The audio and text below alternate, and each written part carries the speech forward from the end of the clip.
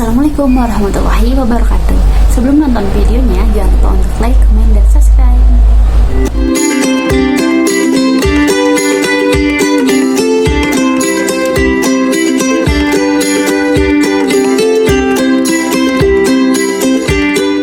Di video kali ini aku mau membahas tentang perlengkapan wajib saat akan bersalin. Nah, apa aja sih perlengkapan wajibnya yang harus dibawa saat akan bersalin? Nah, yang pertama yaitu baju ganti ibunya. Nah, disarankan untuk baju ganti ibunya yaitu menggunakan daster atau baju yang ada kancingnya. Contohnya seperti ini ya. Nah, contohnya mau baju apapun, seperti baju kemeja atau apalah yang nyaman buat bundanya, tapi disarankan ada kancingnya seperti ini. Nih, ada kancing atau resletingnya. Nih kayak gini biar memudahkan bunda untuk menyusui bayinya. Yang kedua yaitu dalaman baju. Nah, itu penting banget ya, harus bawa, apalagi celana dalam. Soalnya kan nanti saat setelah melahirkan itu pasti akan banyak pendarahan, takutnya nanti kena darah gitu. Jadi harus lebih banyak bawa celana dalamnya.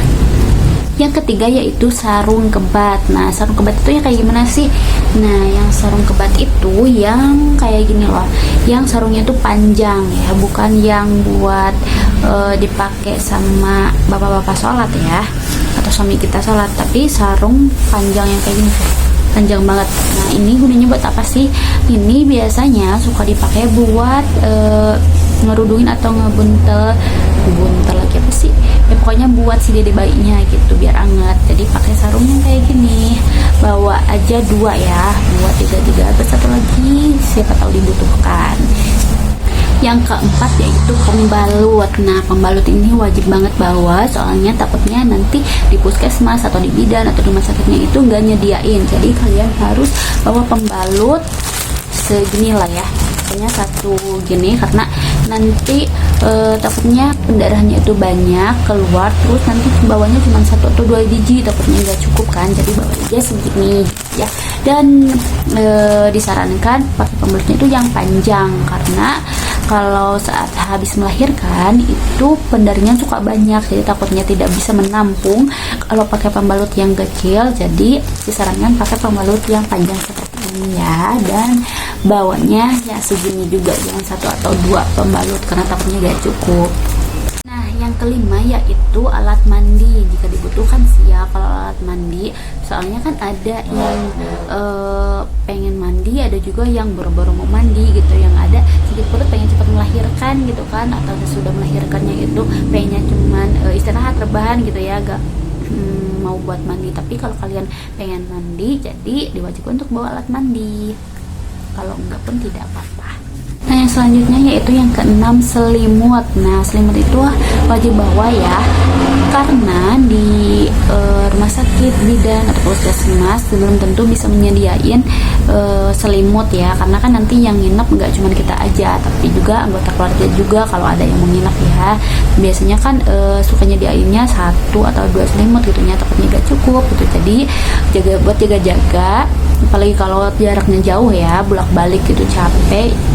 Jadi bawa selimut ya, diwajibkan buat bawa selimut. Gak usah yang gede-gede selimutnya, yang seperti ini aja selimutnya, yang gak terlalu ketebal juga, biar nanti muat di tasnya juga ya. Yang selanjutnya itu yang ke 7 ya, bawa tas. Nah, ini wajib banget bawa tas ya. Bawa tas itu fungsinya buat bawa barang-barang yang tadi sudah di-list sama kita, nah dimasukin ke tas, dan tasnya itu yang cukup atau muat buat bawa barang-barangnya, biar nanti enggak terlalu banyak bawa tas gitu. Jadi usahain tasnya itu yang bisa buat 1 tentengan 1 gitu, enggak bawa banyak tentengan gitu. Nah, yang selanjutnya yaitu buku KIA. Nah, buku KIA yang seperti ini ya.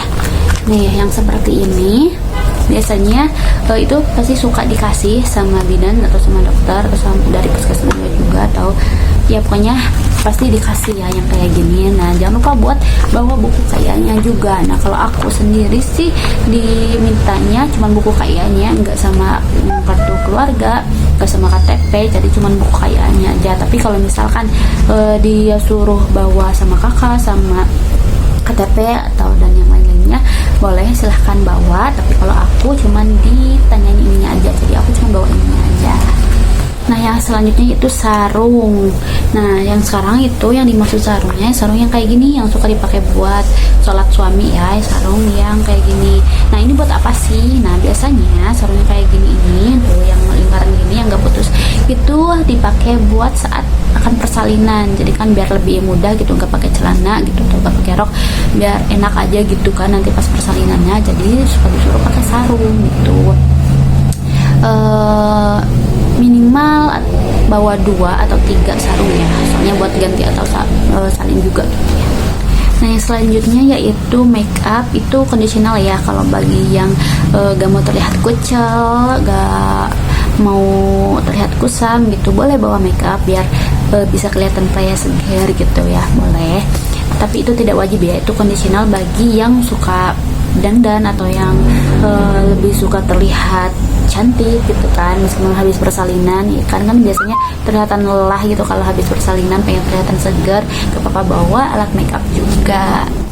Yang selanjutnya yaitu perlengkapan buat bayi. Yang pertama yaitu perlengkapan mandi bayi ya, itu mulai dari sampo, dari sabun, ya udah itu aja sih.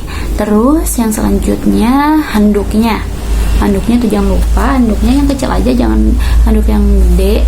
Terus sobat bayi aja gitu ya, kayak handuk kayak gini, kayak gitu. Terus yang selanjutnya minyak telon yang kayak gitu ya, kalau bedak biasanya suka dipakein ya kalau masih bayi gitu, sama biasanya suka dimandiin sama bidannya gitu waktu kalau nginep di sana. Kalau di bidannya gitu suka dimandiin gitu. Waktu itu aku nginep di sana, jadi dimandiinnya sama bidannya, dan itu cuman pakai minyak telon doang gitu, nggak pakai sama yang lainnya kayak bedak yang kayak gitu. Nah, yang selanjutnya yaitu perlengkapan pakaian bayi, mulai dari popoknya ya yang kayak gini nih.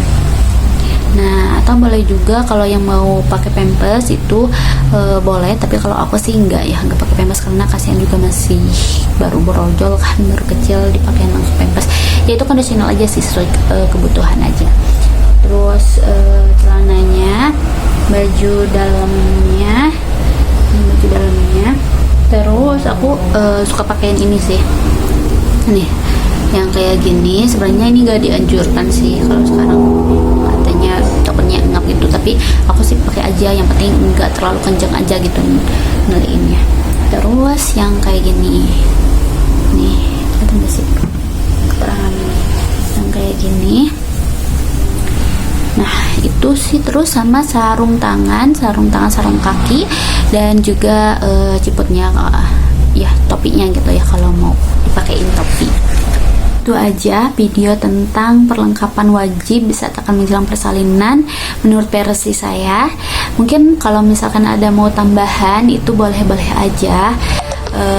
Itu yang saya sharing itu hanya perlengkapan wajib yang menurut pengalaman saya gitu. Nah, mungkin itu aja video kali ini. Jangan lupa untuk like, komen, dan subscribe ya. Dan terima kasih yang sudah subscribe. Assalamualaikum.